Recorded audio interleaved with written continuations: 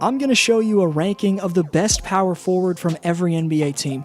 You'll see why from squads 1 through 30, the depth of these big men's ability could be at the highest level of any position. This ranking's based off how each player produced so far in 2019-20, so stay tuned to find out who's the very best at the 4-man spot right now. First, shout out to Big Man listing his top 5 centers as Bam, Cat, Gobert, and Embiid, and naming Jokic as his best center, mostly because of the fact that he's leading a third-seeded team. Question for next video shout out coming up, yearly awards for the Speaks Top 5, appreciate every answer. Number 30, Wilson Chandler of the Brooklyn Nets. Just 5 out of the 35 games that the 14-year vet Chandler played in did he score in double figures this season. Wilson was a top 3-and-D presence in his younger days as a Denver Nugget, but 2019-20 saw the 32-year-old Chandler struggle to bring value in Brooklyn. So yes, is naturally a small forward, but when the Snake returns, he'll likely have to fill this position for the Nets. Number 29, Trey Lyles of the San Antonio Spurs. The starter for San Antonio, Trey, only gets 20 minutes of playing time. Nothing's gaudy about his stat line. He has, however, saved his time in the league with his production. Last season with the Nuggets, Lyles shot a measly 25% from distance, while taking over 3 of those shots per game.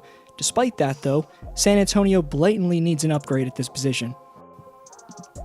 Number 28, Juan Hernangomez of the Minnesota Timberwolves. I need to see it for more than 14 games, but after his trade from Denver to Minnesota, Hernangomez was extremely efficient while putting up 13 points, 7 rebounds, and a steal in under 30 minutes for the T-Wolves.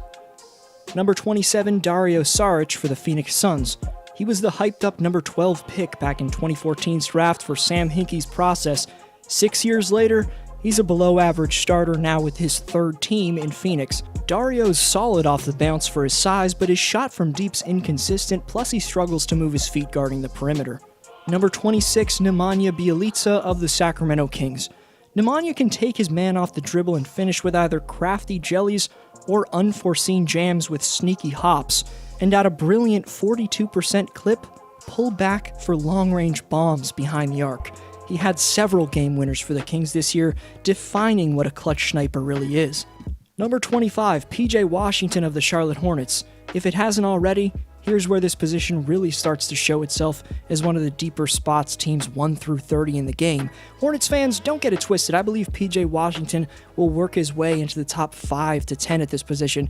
He's ranked 25th just because of the talent there is right now at power forward, but PJ set the NBA record for most threes in a rookie debut if you didn't know. The 6'7 stretch 4 can position his three-point release in places unreachable for a majority of defenders. Because of that, PJ shot close to 40% from distance, which is damn impressive for a rookie. Number 24, Julius Randle of the New York Knicks. Any player that's capable of averaging 19 and 10 with 3 dimes is providing some value. The reason Julius ranks 24th is that this season, he's taking 4 threes per game, but making just 27% of those shots. And from the field overall, Julius has put up the lowest percentage since his sophomore season. Also, he doesn't average a steal or a block and struggles to move his feet defensively. He's a very solid offensive talent, but he got paid $20 million per year by New York's front office, and Randall's Knicks with 16 suspended games left have only 4 more wins than they had last season. Number 23, Davis Bertans of the Washington Wizards. Davis fit like a glove next to Brad Beal and can space out the offense to make opponents pay for even the slightest misstep on defense with his quick trigger, and like PJ Washington, high release point.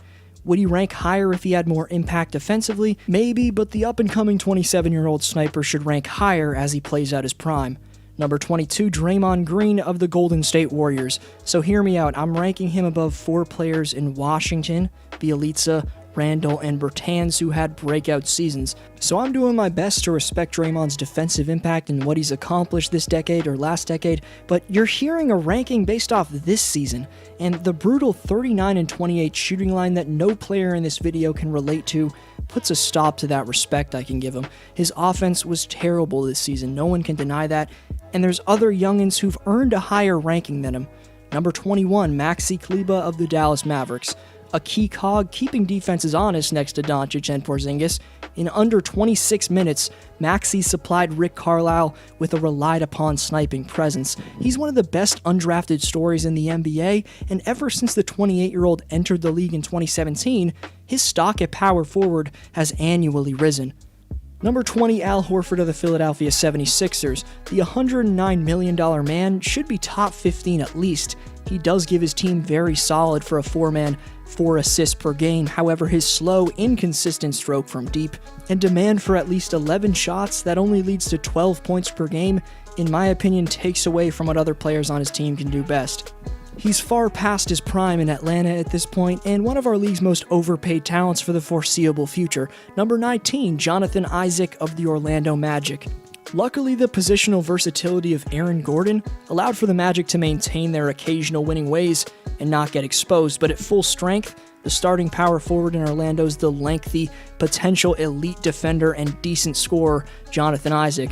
But sorry, Magic fans, he's got to play more than 32 games to get a higher ranking.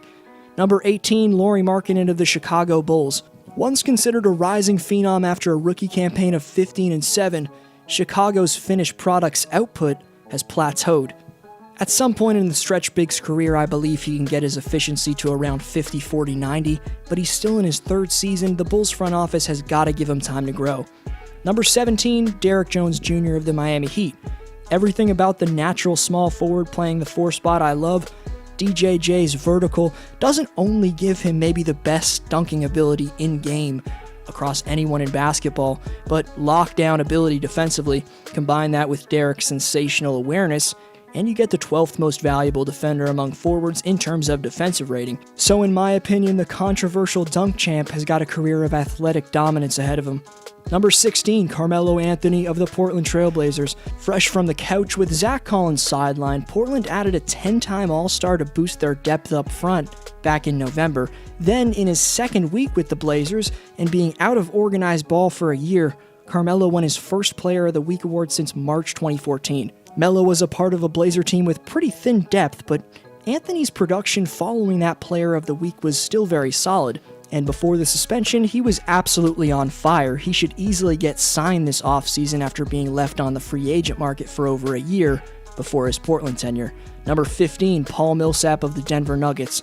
Picking the proper spots on the floor at the right time amidst the minutes your coach gives you to let your shots fly is crucial for an NBA player.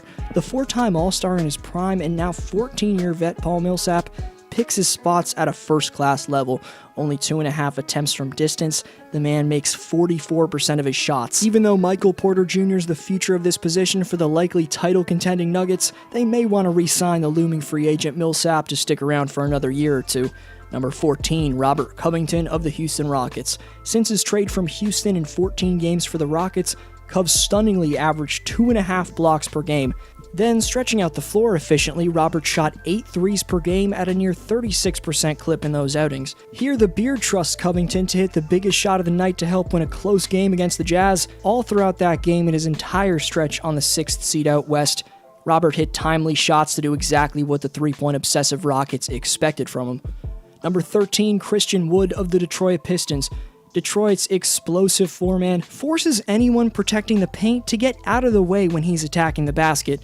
Every aspect of the undrafted product from UNLV I'm intrigued by, as at just 24, Christian's game is not only made up of unstoppable takes, he combines his beastly game down low by making about 39% of his threes. He's an impressive 6th among some of the most elite power forwards and real plus-minus at the position as well. Wood wasn't given a consistent opportunity in his first 4 seasons. Credit to Detroit coach Dwayne Casey for giving him just that and exposing a future phenom to the basketball world. Number 12, Jaren Jackson Jr. of the Memphis Grizzlies. Triple J has maybe the quickest release of any big man in basketball and is a natural-born deep-range bomb maker.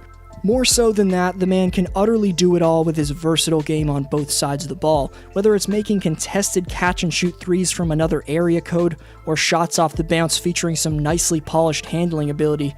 Jackson Jr. is already a top perimeter talent at big man. He can also attack the rim with abandon. Lastly, Jaren provides mesmerizingly quick defensive rotations, racking up a league 10th best 2.1 blocks per game, so don't underestimate the impact that Jaren's had on the Grizz, shockingly sitting in the 8th seed. Memphis holds one of the best up-and-coming big men in basketball. Number 11, Kevin Love of the Cleveland Cavaliers. A 45-37 shooting line with averages of 18, 10, and 3 dimes still put Kevin Love above some rising youngins at his position. He might be a tad overpaid and he's playing on a bottom feeder, but that production I just mentioned is only found in the most elite players. Problem is, the defensive impact for the aging K-Love is dwindling by the season. Number 10, Danilo Gallinari of the Oklahoma City Thunder. Stunningly, Gallos helped put OKC a game out of home court advantage in the first round with his sneaky hops and patented three-point sniping repertoire. Gallinari was considered a throw-in to the Paul George trade. I guess President Lawrence Frank of the Clippers assumed Danilo's game was on the decline, but the 33-year-old's dropped over 19 points per game on the third best three-point percentage at power forward. Number 9, Bojan Bogdanovic of the Utah Jazz. Another natural small forward playing at the 4, but highlighted by game winners against the Bucks and then the Rockets. Bojan, don't call him Bogdan Bogdanovic, was stellar and clutch for the Jazz all year. In his first season both in Utah and being trusted as the main four-man on a team, the 34-year-old Croatian's been his typical shooting sensation-like self, scoring over 20 for the West's 4th seed. Number 8, John Collins of the Atlanta Hawks. As Atlanta's youngins develop, and hopefully stay healthy/not suspended, they're going to be scary good. What they have with the 20-10 fiend inside John Collins, though, plus the potentially dominant 1-2 punch in the pick and roll that Trae Young and Clint Capella could become, those three could ultimately become unstoppable for East foes to handle. Number 7, Montrezl Harrell of the LA Clippers. He usually plays center, but his pure hustles elevated Montrez into a surefire top 10 power forward. As he's contributing over 18 points per game to the West's 2nd seed, he's taken massive steps forward since coming to LA from Houston in the Chris Paul trade back in 2017. Harrell's posted career-high numbers almost across the board with each successive season in a Clipper jersey. Number 6, Zion Williamson of the New Orleans Pelicans. Simply the rookie phenom takes and does whatever he pleases at the time he wants, and despite little experience, uses his athleticism and strength to post a clip of 59% shooting while dropping a near nightly 24-piece. Staggeringly, that was only in 29.7 minutes. For that and his overall dominance, I can't wait to see Williamson's progression in the next few years. Number 5, Domantas Sabonis of the Indiana Pacers. The first-time All-Star, next to elite bigs Jokic and Antetokounmpo, is one of only 3 big men putting up at least 18 points, 10 rebounds, and 5 assists. Domantas tops Gobert and Steven Adams in league-wide screen assists, and is one of the best pick-and-pop mid-range options across the NBA. From there, it's Sabonis' constant menace-like for opponents, crashing of the glass, and elite passing for a 4-man that's so damn valuable for Indy. Number 4, Pascal Siakam of the Toronto Raptors. Spicy P's right behind the Brow and the Greek Freak for the highest defensive real plus-minus at power forward. The defensive aspect of Pascal's game I haven't broken down enough in the Raptor videos I've made this year, but he has an overlooked impact, at least from myself, on the Raptors' success. Siakam's overwhelming 8'11 standing reach plus 7'3 wingspan mixed with his perfectly timed aggressiveness makes him impossible to shoot over, while Pascal's elk-like strides offensively allowed him to put up just under 24 points for the East's 2nd seed. The post-Kawhi era in Toronto is in great hands with the phenom that Pascal Siakam's turning into. Number 3, Jason Tatum of the Boston Celtics. It's close between he and Spicy P right now. Their numbers are nearly identical. However, I'll give a slight edge to Tatum right now. Fellow Raptor fans, keep in mind I'm not taking into account potential, but every player's talent right now, and the fact is JT's defense is similarly elite to Spicy's, and if I'm throwing the ball to someone on the other end, between the two in 2020's playoffs, I must go with the Kobe-polished perimeter shot-creating master, that's Jason Tatum. Number 2, Anthony Davis of the LA Lakers. These next two you can probably predict, however, I think it's crucial as fans we appreciate the rare generational talents we're witnessing at this position. AD, in terms of having old-school big man qualities, is without a doubt at the very top of the position. Also, Anthony's post-game's by far the most well-rounded of anyone mentioned today, with his variety of tools in there. His scoring repertoire ranges from spins, fades, to hooks. Of course, that's all on the post, but there's also his ability to perfectly roll directly to the basket after a screen, or pop out to make a very solid 35% of his three-point shots. Locking down the paint, he's third league-wide in blocks, so how could there possibly be a man topping someone so outstanding in every area? Number 1, Giannis Antetokounmpo of the Milwaukee Bucks. The answer to that last question is, there isn't a man topping Anthony Davis. There's a Greek freak edging out AD for the best four-man in the game. You of course know Giannis as an unstoppable slasher, and that's exactly the aspect of his game where after an MVP campaign, Antetokounmpo somehow improved. At 25, with likely still another 3 years until his prime, Milwaukee's rivals in the East are scared to even consider the thought of Giannis developing a deep-range trigger he can rely on. But this past season, the process to that becoming a reality began. There's already some speculation about Giannis joining my Raptors in free agency if he doesn't win in Milwaukee. I think he definitely could move on. But for now, Wisconsin gets to root for an all-time great in the making, which is great for them. You're the best for tuning in. Leave a thumbs up if you enjoyed. Join the community by hitting subscribe, and go check out every squad's best center if you missed it. Small forward rankings on the way, so stay tuned and have a great one, y'all.